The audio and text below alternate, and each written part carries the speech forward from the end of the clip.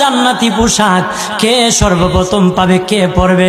নবী বলেন, আয়েশা রে, জান্নাতি পোশাক সর্বপ্রথম আমি রাসূলুল্লাহ পাবো, কিন্তু আমি নবী সর্বপ্রথম পরব না। সর্বপ্রথম ইব্রাহিম খলিলুল্লাহকে জান্নাতি পোশাক পরানো হবে। কেন জানুনি?